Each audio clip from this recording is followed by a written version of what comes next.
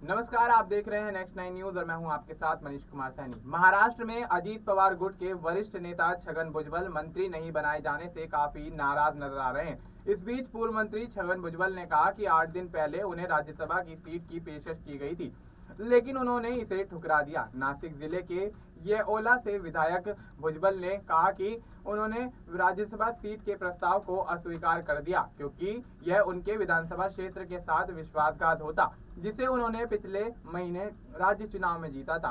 पूर्व राज्य मंत्री ने कहा कि जब मैं इस साल की शुरुआत में राज्यसभा में जाना चाहता था तो मुझे बताया गया कि मुझे विधानसभा चुनाव लड़ना चाहिए। मुझे 8 दिन पहले राज्यसभा की सीट पेशकश की गई थी, जिसे मैंने अस्वीकार कर दिया। मैंने कहा कि मैं 1 या 2 साल बाद राज्यसभा के विकल्प पर विचार कर सकता हूं, लेकिन तुरंत नहीं। भुजबल ने आगे कहा कि राज्य कैबिनेट की सीट से इनकार किए जाने के बाद उन्होंने एनसीपी प्रमुख और उप मुख्यमंत्री अजीत पवार से बातचीत नहीं की है।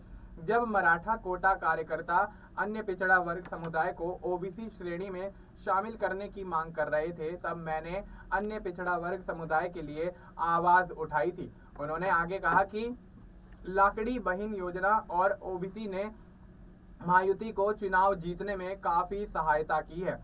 नागपुर में विधानसभा सत्र की कार्यवाही दिन भर के लिए स्थगित होने के बाद नासिक के लिए रवाना हुए छगन भुजबल ने अपने अगले कदम के बारे में पूछे जाने पर यह कहा कि देखते हैं, जहां नहीं चैना वहां नहीं रहना। पिछली महायुति सरकार में खाद्य और नागरिक आपूर्ति मंत्री रहे छगन भुजबल ने कहा कि मैं एक साधारण राजनीतिक कार्यकर्ता हूं। इससे कोई फर्क नहीं पड़ता कि मुझे दरकिनार किया जाता है या फिर पुरस्कृत किया जाता है।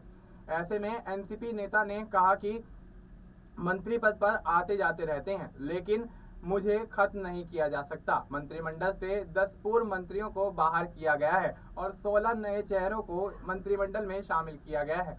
एनसीपी के पूर्व मंत्री छगन भुजबल और दिलीप वलसे पाटिल, बीजेपी के सुधीर मुनगंटीवार और विजय कुमार गावित कुछ प्रमुख नेता हैं जिन्हें मंत्रिमंडल में जगह नहीं मिली है। इसको लेकर ये नेता अपनी नाराजगी जता चुके हैं। अब ऐसे में देखना यही होगा क्या भारतीय जनता पार्टी और एनसीपी के जिन नेताओं के टिकट काटे गए हैं वो यहाँ पर खेल बिगाड़ते हुए नजर आएंगे। क्या महायुति सरकार में इस बात को लेकर फूट पड़ती हुई नजर आएगी? फिलहाल आपको इस मुद्दे पर क्या कुछ लगता है, आप अपनी राय हमें कमेंट करके बता सकते हैं। बाकी देश और दुनिया से जुड़ी तमाम जानकारी के लिए आप देखते रहिए नेक्स्ट टाइम न्यूज।